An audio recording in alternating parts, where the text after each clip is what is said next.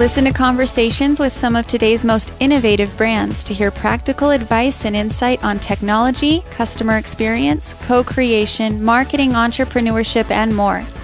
Welcome to the Brand Lab series from AE Marketing Group. Hi everyone, I'm Brian Walker and welcome to a special video edition of the Brand Lab series, where each week we explore today's most innovative brands alongside today's most insightful executives and entrepreneurs. This week, I'm joined by Penny Ransom. Penny is the Chief Administrative Officer at Network Health, and we're going to talk about consumer engagement and co-creation. Welcome, Penny. It's great to be here, Brian. In our episode last week, we talked about healthcare brand and marketing, and this week I want to talk a little bit about consumer engagement and co-creation. Why is customer experience and engagement so important, especially to a healthcare brand today?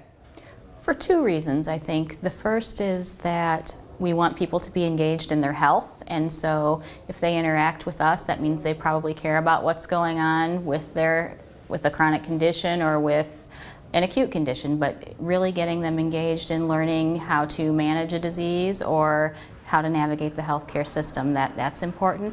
And also because as we shift to more online shopping for health insurance, we need to engage them digitally too and make sure that they know what our brand is all about and who we are and how to work with us most effectively.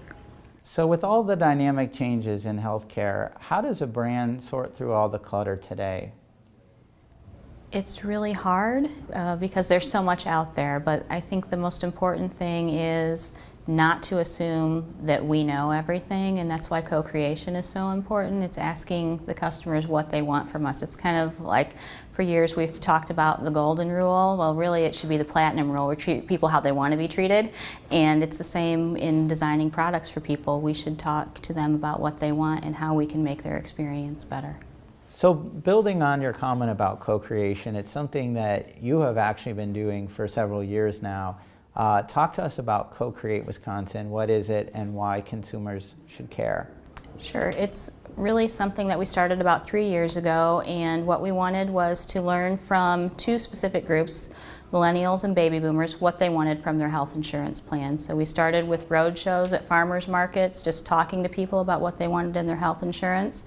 Many of them had good ideas. We asked those people to participate in co-creation labs with us. So we had a group of baby boomers and a group of millennials, and we took the themes that we learned in the road shows and then asked more specific questions, and from that we got a list of ideas of things we could improve, and now we're in the process of making those improvements.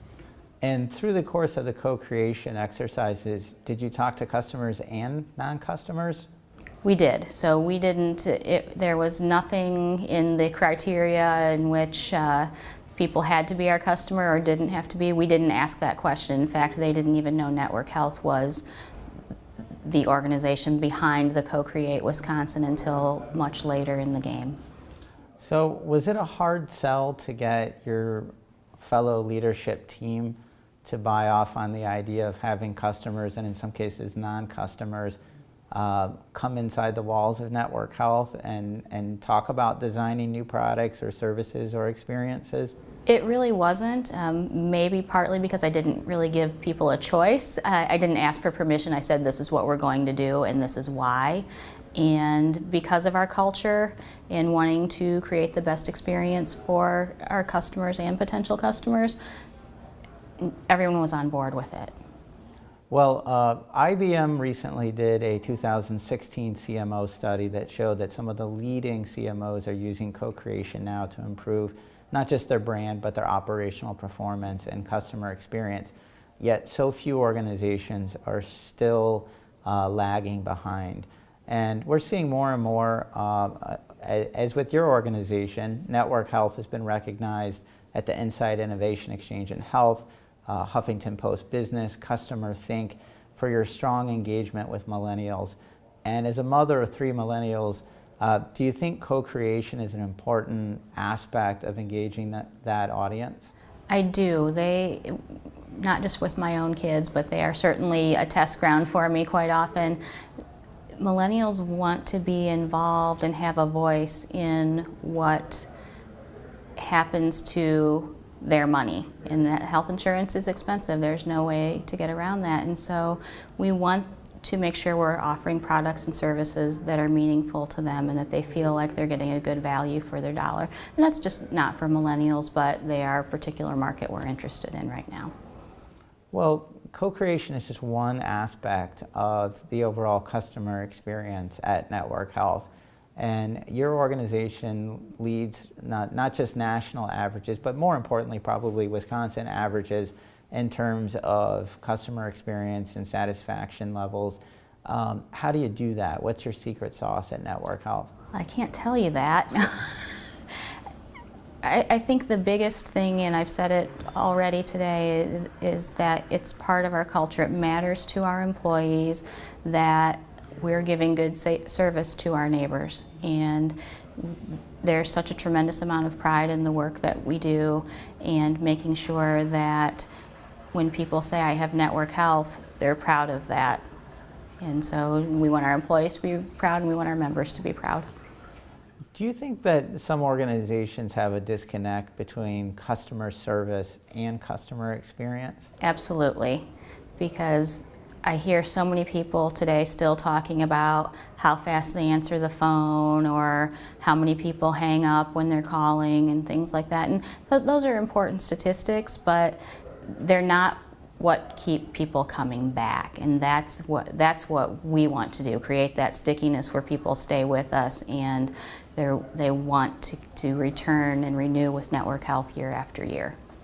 So beyond customer experience, your industry has changed so much just in the last few years. People are shopping now online for health insurance products that never were before. There's been a lot of disruption, a lot of change, obviously. How do you continue to stay ahead of the curve in areas like co-creation and customer experience? You have to keep asking, and it's continuous feedback and requests for ideas from people. And in fact, I think the next step of our co-creation is going to be with our providers, because that's a very important group for us, as far as we want Network Health to be their preferred insurance carrier to do business with. Because if we make it easy for them, guess what? They talk to their patients about how we're easy to do business with. And there are things we can do to improve the provider's experience as well. Well, that's an interesting aspect of a health insurance company that a lot of people don't think about, is that you have such a range of customers. And you have large group customers, you have small customers, you have individual customers, you have Medicare customers, and then you have your providers and all those other groups as well. So how do you keep it all together? It's very difficult, actually, but what we do at Network Health is have an annual brand experience plan, and each one of those core constituent groups is mapped out on the plan, along with what we plan to do to improve their experience in that 12-month period. So it's not just talking about it, it's actual work being done, and we don't make up ourselves the things that we should do. We've asked them for feedback, so whether that be on satisfaction surveys, where typically the comments are better than the numbers, or just feedback that our staff gets when meeting with employer groups, things like that. That's how we'll get ideas if we haven't done co-creation labs with people. And as you and I have talked before, one of the challenges also of being at a health plan is when you think about the whole care continuum, you're one aspect of that. And you're not always going to get it right. So how do you guys sometimes deal with some of the negative criticisms that not only just Network Health, but probably many health plans face every day? Well, first of all, we try to create an experience that avoids the negative outcomes, and that's difficult to do 100% of the time, impossible, I guess you could say. But really, it's about being honest with our customers, and when we make a mistake, we admit that we've made a mistake, but we then say, what can we do to make it better? And that's very important to us, because just trying to skirt around it won't solve the problem, and it won't be a good experience for the person. So building on co-creation, the idea of bringing together customers and non-customers to design products, services, maybe even experiences together, what has some of the learnings been for you and your team at Network Health? There were so many, but I think the biggest ones that we felt we could have the most immediate impact are related to our wellness website, making it more a better user experience for the people who are trying to engage with our wellness programs. So we combined the feedback we got from the co-creation labs along with usability testing we had done on our wellness website, and then we remodeled the whole thing and just relaunched it a few months back. So it took us some time because it was pretty detailed to get the things that the participants were asking for, but I think in the end we followed up with some of them to show them what we've done, and they're really happy with the results. And the second thing is something that we're just about to get started on, and that is improving the explanation of benefits that a member gets after they go to the doctor. And I think it's always that thing that comes that says this is not a bill, but everyone thinks they should pay something. And so making that more understandable and more germane to what it means to the person who's getting it in the mail is something that I think is really important and could set Network Health apart if we could make some important improvements to it.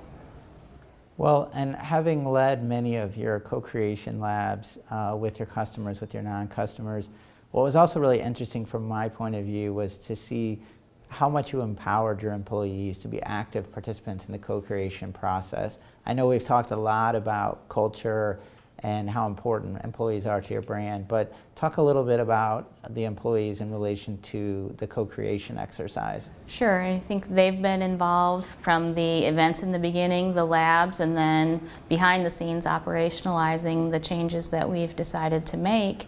And it goes beyond just what happens in those sessions, and it just fuels more and more ideas. And we reward employees and recognize them for the work they do for anything that improves a customer's experience, whether that's an acknowledgement at our quarterly employee forums or some type of incentive. It just depends on where we are at a given time, but it's really important to us to acknowledge our employees who are doing innovative things that will improve the experience for our customers.